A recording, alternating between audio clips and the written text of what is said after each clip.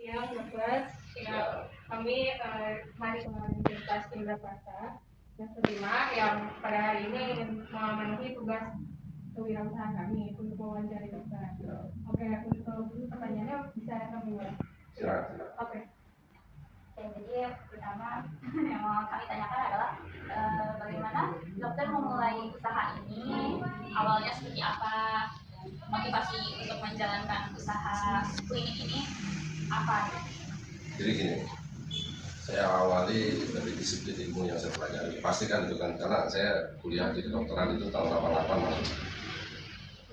Dan ya setelah itu lulus kurang lebih kalau kedokteran itu kan ya sekitar 7 sampai 7,5 tahun saya kuliah.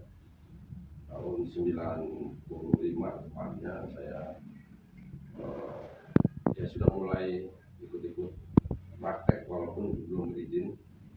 Dan ternyata memang waktu di di tempat koas namanya, kalau KKN-nya dokter itu koas namanya, di rumah sakit. Ya memang masih banyak kalau rumah sakit itu kan sakit-sakit yang sudah parah ya biasanya ya. Jadi ternyata di bawahnya di dalam masyarakatnya itu lebih banyak yang tidak terdeteksi. Nah itu yang mendasari saya ingin membuka klinik, bukannya bekerja di rumah sakit. Ya, salah satunya karena ya pertama ya pasti kan kita punya visi dan misi. Ya visi misi itu kan kita artinya cita-cita ya, ada misi yang harus dijalankan. Visinya itu mencerdaskan artinya memberikan pengetahuan, mencapai gini aja, memberikan apa penanganan kesehatan yang lebih komprehensif untuk masyarakat di kalangan menengah ke bawah. Jadi kalau ini klinik ini berdiri tahun 2000 ya, tahun 2000 bulan Januari lah.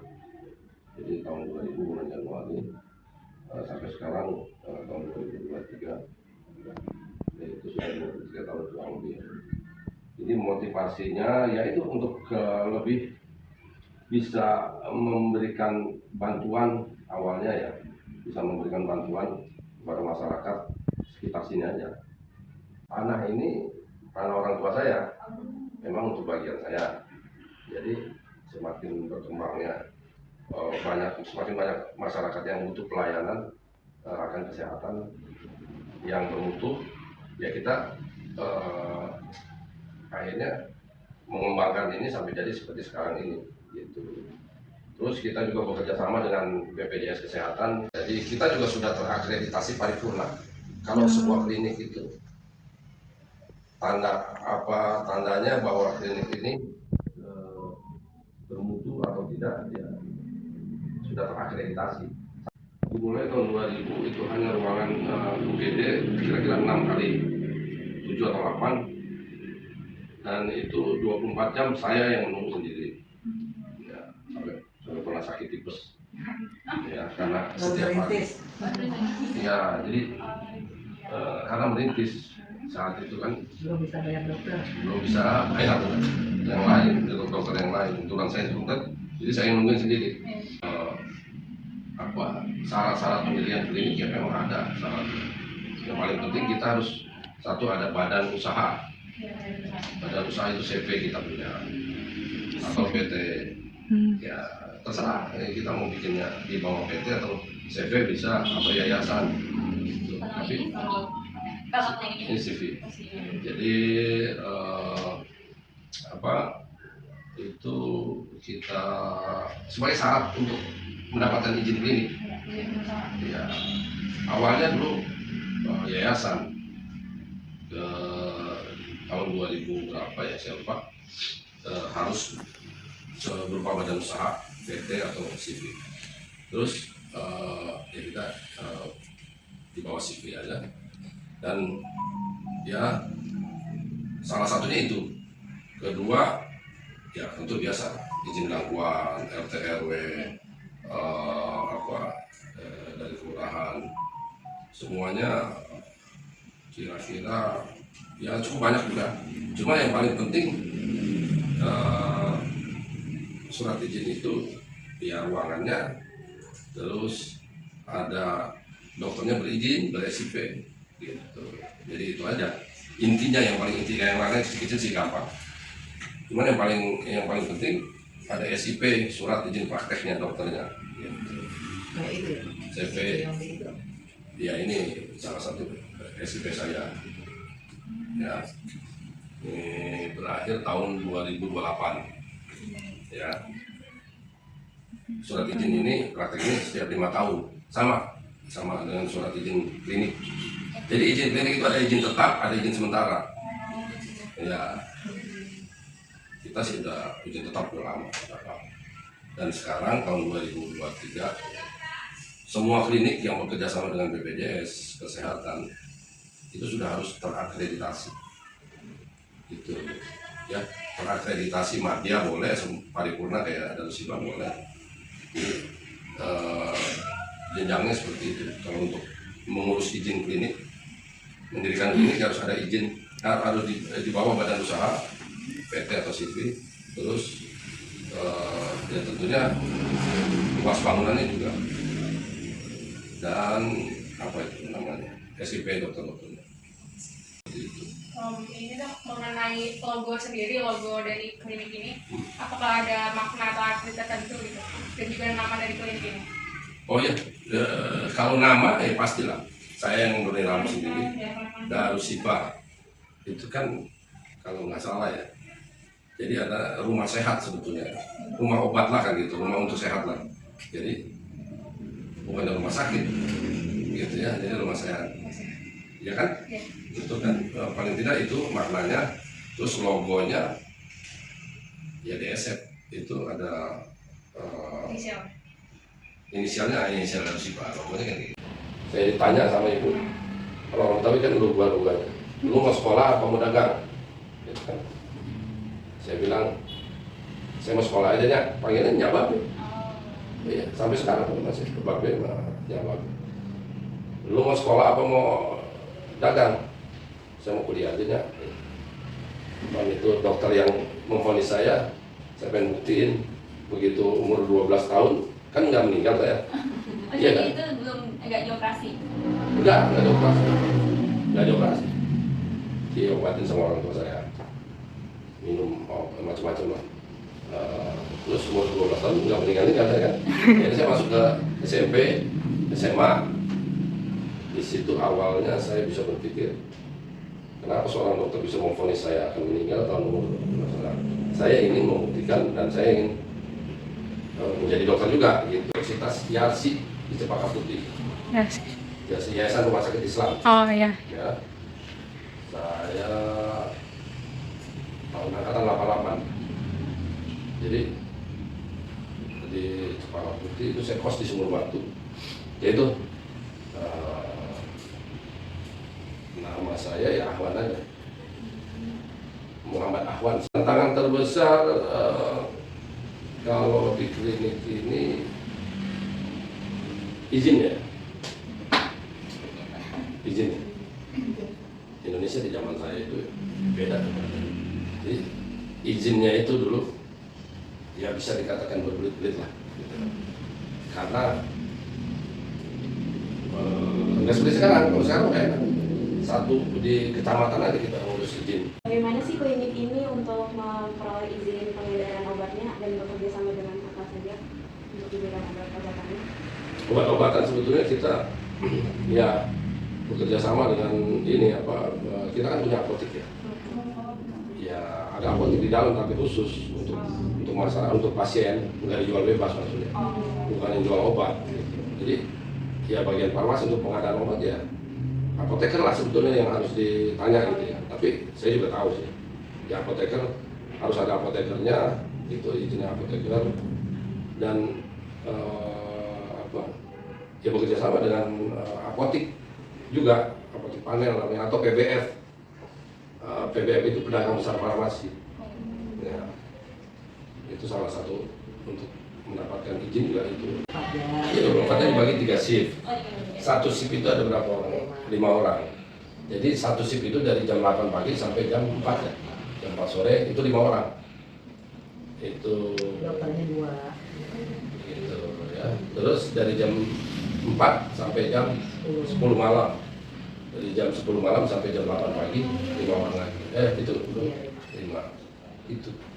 Itu bagian untuk mengatur cara kerja perawat ya. Kita juga udah pakai e-katalog, medical record. Jadi medical recordnya nggak ditulis, itu udah ketik dalam komputer. Jadi kalau Anda mau berobat, siapa namanya? Kalau berobat baru ya memang belum ada. Kalau sudah berobat beberapa kali, udah pertama kali berobat, ini yang keberapa berobat, yang kedua, coba tolong nomor kartunya. Saya juga ada rekam medisnya. Nah ini salah satu medical recordnya. Kita misalnya namanya mencari, kita tinggal ketik aja namanya. Seperti ini, Muhammad Raihan. Ini dari Sipa, catatan medis ya.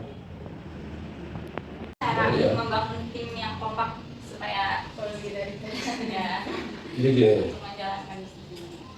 supaya ada etos kerjanya ya. Iya. Setiap bulan kita adain rapat ya.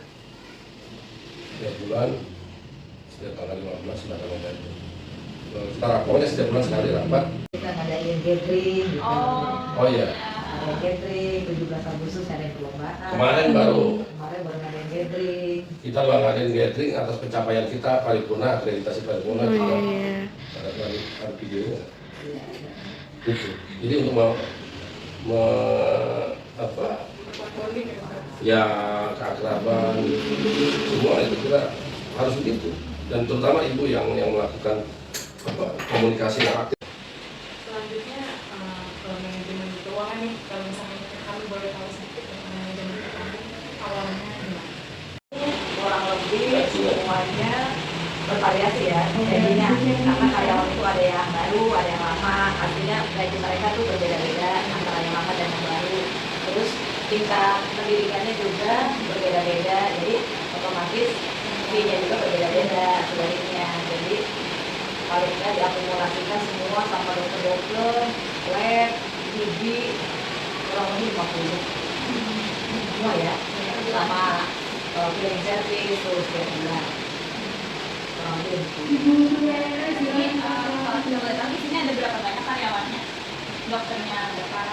Semuanya Termasuk saya. kemarin gathering kita itu 45.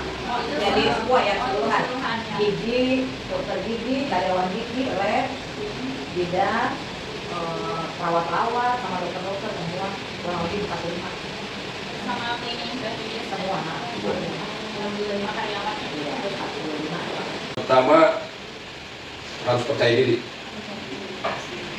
ya kan? Kedua, jangan lupa sama doa orang tua, ya. Jadi jangan pernah berpikir nih, kamu lagi kuliah nih, wah, gue pasti sukses nih jadi ini. Kalau kamu sendiri nggak pernah berpikir bagaimana supaya membahagiakan orang tua, paham nggak? Jadi kunci sukses saya itu cuma satu, orang tua. Jadi percaya diri, kita minta doa sama orang tua, bukan cuma sekedar minta doa ya. Dalam perjalanannya, sesulit apapun, walaupun saya waktu masih belum punya apa-apa, belum bisa memberikan apa-apa ke orang tua, itu kita sudah harus berpikir ingin membahagiakan orang tua. Pernah nggak ngerasain kayak mulai goyah usahanya, mungkin ya mulai nggak Ya. dan itu Up and down-nya pasti ada. Ya. Tapi saya nggak pernah merasakan itu. Oh. Demi Allah, selama 23 tahun nggak pernah merasakan itu. Saya rasanya senang aja, bahagia. Gampang aja, mudah aja.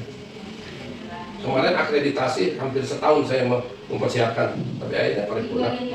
Dan klinik-klinik lain belum selesai. Iya. Untuk mencapai apa ya, hal seperti itu gimana cara Itu tadi saya bilang sama orang tua, sampai sekarang saya sama orang tua. Ya, sampai baru kemarin ya, apa hari Minggu ya, apa Sabtu. Saya sesibuk apapun, saya Pak harus ketemu orang tua. Kalau belum bisa ke rumahnya, saya telepon mau makan apa be? Mau beli mie soto ya. Udah 91 tahun saya nggak larang mau makan apa, makan aja. Ya, dan terus, ya itu makanya saya nggak pernah merasakan susah. Demi Allah nggak pernah merasakan susah. Susahnya itu baru belum ada klinik, baru kita menikah ya Pak ya. Saya ke apa? Yang mungkin itu ujian ya. Tapi saya tidak jalan lagi. Ujian orang menikah memang begitu. Tapi kan saya tahu Allah pasti menjamin rezeki nanti urusan Tuhan, nggak tahu gitu. Ya saya usaha dan alhamdulillah sampai pernah jual cincin kawin kita jual. Nah, itu susahnya sih. Yang paling susah belum ada klinik ini, belum ada. Baru setahun menikah. Gitu. Jadi ya itulah. Jalanin aja enak-enak. Jadi apa yang down itu nggak ada. Saya pikir kalau saya pikir up terus naik terus. Dinikmati aja ya, Den. Ini mah dia.